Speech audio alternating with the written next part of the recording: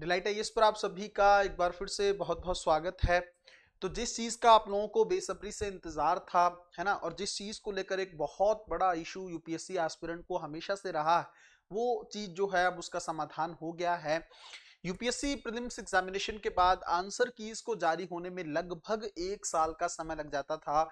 और आंसर की जारी होने के बाद जब फाइनल रिजल्ट ऑलरेडी आ जाता था, तो उसके बाद छात्रों के पास कोई खास ऑप्शन होता नहीं था पिछले साल के रिजल्ट को चेंज करवाने के लिए। और कहीं ना कहीं पे आंसर की में जो यूपीएससी का स्कैम होता था, वो आसानी से सफल हो जाता था। इसको लेकर पिछले 13 सालों से जंग चल रही थी, है ना, और अब उस जंग को छात्रों ने जीत लिया है। सुप्रीम कोर्ट की तरफ से एक बहुत बड़ा डिसीजन जो है यूपीएससी को लेकर आ चुका है। पूरे मैटर को गहराई से जानने का प्रयास करेंगे। अगर आंसर की जंग हम लोगों ने जीत ली है, तो क्या आने वाले टाइम में कुछ और सुधार भी यूपीएससी में देखने को मिल सकते हैं, सारी चीजों को लेकर अच्छे से समझने की कोशिश करेंगे। सबसे पहली चीज आप लोग बहुत अच्छे से जानते हैं, यूपीएससी एक संवैधानिक निकाय है जिसका काम है भारत में सिविल सर्विसेज को लेकर एग्जाम कंडक्ट करवाना। सबसे बड़ा एग्जाम वही होता है। उसके अलावा भी यूपीएससी इंडियन इंजीनियरिंग सर्विसेज को लेकर, इकोनॉमिक सर्विसेज को लेकर और भी, है ना, एग्जाम जो है खास करके सीएपीएफ वगैरह को लेकर कंडक्ट करवाती रहती है। लेकिन बड़ी जिम्मेदारी जो है यूपीएससी को, वो यूपीएससी आईएएस को लेकर ही है। अब इस एग्जाम को कंडक्ट कराने वाली बॉडी जो है, वो लगभग स्टेट पीएससी से भी इन सब मामलों में पीछे चलती थी। प्रीलिम्स एग्जामिनेशन हो जाता था, उसके बाद कोई आंसर की जारी नहीं की जाती थी। 1 साल तक अभ्यर्थियों को अनऑफिशियल आंसर की जो कोचिंग्स के द्वारा जारी की जाती थी, उनके साथ अपने आंसर्स को मैच करना पड़ता था।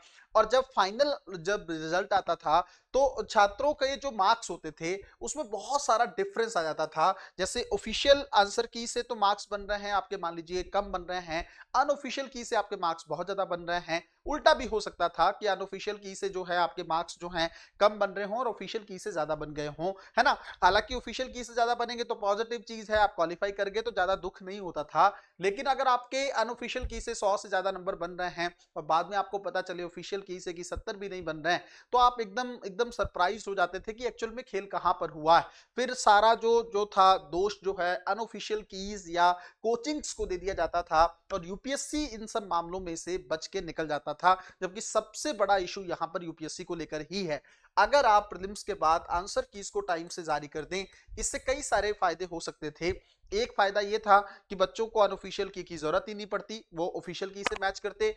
दूसरा, अगर ऑफिशियल की में इश्यूज है ना, यूपीएससी की में इश्यूज हैं, तो बच्चे उसको लेकर जो है अपना रिव्यू सबमिट कर सकते हैं, ऑथेंटिक सोर्स यूपीएससी को बता सकते थे, और यूपीएससी अपनी आंसर की में को सुधार करके बच्चों के करियर से खिलवाड़ को सही कर सकती थी। बहुत सारे ऐसे एस्पिरेंट हुए जिनका एक जो है क्वेश्चन यूपीएससी ने खुद अपनी आंसर की में बाद में गलत दे रखा है, उसके चलते उनके जीवन में वो आईएएस बनने से चूक गए, उनका प्रीलिम्स एग्जामिनेशन क्वालिफाई नहीं हुआ।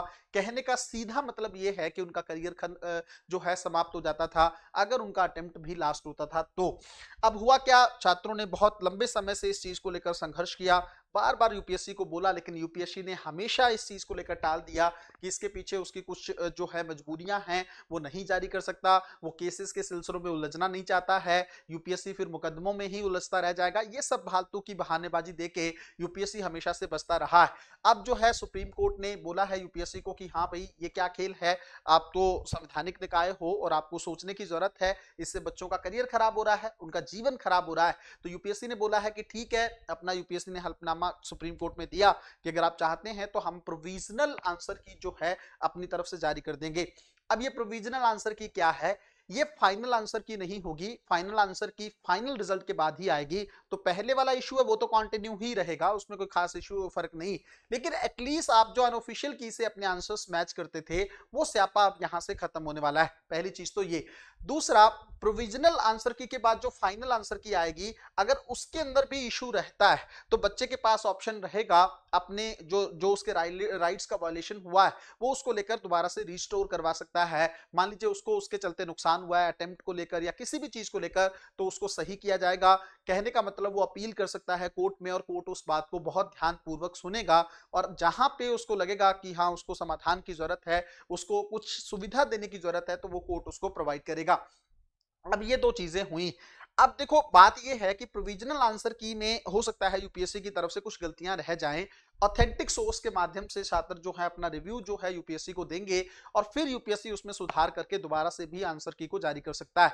तो मुझे लगता है सबसे बड़ा इशू मेरे को तो आंसर की को लेकर ही लगता था। इसके चलते बच्चों के मन में बहुत सारी चीजें और आती थी, कट ऑफ को लेकर भी बातें क्लियर नहीं हो पाती थी, क्योंकि पता ही नहीं है मार्क्स एक्चुअल में किसके कितने बन रहे हैं। किसी की एक की से बहुत सारे मार्क्स बन रहे हैं, दूसरी की से कम बन रहे हैं। अब आपको अनऑफिशियल की देखने की जरूरत नहीं रहेगी, अनऑफिशियल की जरूरत अब खत्म हो जाएगी और आपको ऑफिशियल यूपीएससी की प्रोविजनल की मिलेगी। उससे आप अपने मार्क्स को जो है कैलकुलेट कर सकते हैं। यूपीएससी ने हालांकि 2 दिन का समय बोला है, लेकिन कहा जा रहा है कि 1 हफ्ते के तक, मान लीजिए जब भी प्रीलिम्स एग्जामिनेशन होगा उसके 1 वीक के बीच में आंसर अनऑफिशियल की आपको मिल जाएगी। वो जो प्रोविजनल आंसर की आपको मिल जाएगी, उससे आप अपने जो है आंसर्स को मैच कर सकते हैं और उसके बाद अपना स्कोर जो है कैलकुलेट करके उसके अकॉर्डिंग अपनी तैयारी को आगे लेकर जा सकते हैं। अब बात ये तो खेल हुआ आंसर की को लेकर। अगला खेल किस चीज को लेकर था या क्या इशू है यूपीएससी में जो अभी भी बनकर बने हुए हैं? सबसे पहला इशू देखो, जैसे सीसेट को लेकर भी बहुत बार आवाज उठती रहती है कि पेपर बहुत डिफिकल्ट है और उसके चलते लोग क्वालिफाई नहीं कर पा रहे हैं, है ना। एक इशू है, हालांकि मैं इसके 100% फेवर में इसलिए नहीं हूं क्योंकि उतने ज्यादा मार्क्स क्वालिफाइंग करने को लेकर नहीं है। ये पेपर थोड़ा सा एक सिंपल पेपर रखने की जरूरत है। बहुत ज्यादा इसको डिफिकल्ट बना देना थोड़ा सा हिंदी मीडियम के साथ या हिंदी माध्यम के बच्चों के साथ थोड़ा सा इशू हो जाता है। एक इशू ये। दूसरा इशू बच्चों को लेकर इस चीज को लेकर है कि जो पेनाल्टी लगती है मेंस एग्जामिनेशन में, उसको लेकर भी एक इशू बना हुआ है। एक क्लैरिटी या क्लियर गाइडलाइंस बच्चों को मिल जानी चाहिए उस चीज को लेकर। तीसरा, हिंदी माध्यम का रिजल्ट जो है यूपीएससी में बहुत अच्छा नहीं रहता है ना। उसके अपने इश्यूज हो सकते हैं, लेकिन एक इशू ये है कि शायद उनकी जो मेंस की कॉपी है वो इंग्लिश मीडियम के प्रोफेसर चेक करते हैं, जिसके चलते हिंदी माध्यम के बच्चों को उतने ज्यादा मार्क्स जो हैं एग्जामिनेशन को लेकर नहीं मिल पाते, है ना। चौथा, 2025 का जो प्रीलिम्स एग्जामिनेशन यूपीएससी का हुआ है उसके अंदर ये कई सारे सवाल उठे। हालांकि वो मैटर अब शांत हो चुका है, लेकिन कई सारे बच्चों ने आपत्तियां बताई कि शायद कुछ सेंटर्स पे घपला हुआ है, सील जो है पहले ही ओपन हो चुकी थी पेपर की, इस चीज को लेकर। ये सारी बातों को लेकर थोड़ा सा यूपीएससी को कंसर्न रहने की जरूरत है। अभी यूपीएससी चेयरमैन का इंटरव्यू हुआ था, हमने उसके बारे में 1-2 वीडियोस में डिस्कस भी किया है। हालांकि उन्होंने इन सब टॉपिक्स को लेकर ज्यादा बात नहीं की। मेंस के प्रोसेस को लेकर बात की, एज का जो लिमिटेशन है उसको लेकर उन्होंने बात की, है ना। किस तरीके से कॉपीज का एवोल्यूशन होता है, इंटरव्यू में किस आधार पर किस बेसिस पर मार्क्स वगैरह मिलते हैं, इन चीजों को लेकर उन्होंने जरूर बात की। लेकिन यूपीएससी रिफॉर्म्स को लेकर या यूपीएससी सुधारों को लेकर उन्होंने खास जो है बातचीत नहीं की है। एक जो इशू था, बहुत सारे बच्चों को स्ट्रेस रहता था कि एज शायद कम हो सकती है यूपीएससी में, वो मैंने क्लियर कर दिया है और यूपीएससी चेयरमैन ने उसके बारे में बहुत अच्छे से बता दिया है कि काफी सालों के स्ट्रगल के बाद हम लोग एक सेटअप पे पहुंचे हैं कि 32 साल की एज जो है जनरल कैटेगरी के लिए ठीक है, या कैटेगरी वाइज जो एज छूट दी गई है वो भी बेहतर है। उसमें अभी कुछ बदलाव करने का सरकार का या यूपीएससी का किसी तरह का कोई इरादा नहीं। तो ये सारी बातें जरूर हुई हैं। धीरे धीरे देखते हैं, शायद कुछ और इश्यूज जो यूपीएससी में बने हुए हैं वो भी सॉर्ट आउट हो जाए, है ना। फॉर्म को लेकर भी एक इशू इस बार बन रहा है। इतना लेंदी और इतना डिफिकल्ट फॉर्म बना देना यूपीएससी का, ये थोड़ा ठीक नहीं है ना। तो इसके बारे में भी यूपीएससी थोड़ा सा चीजों को लेकर सोच सकता है। मिलते हैं अगली वीडियो में, तब तक अपना ध्यान रखें, अपनी पढ़ाई को बहुत अच्छे तरीके से करते रहें। बहुत बहुत धन्यवाद।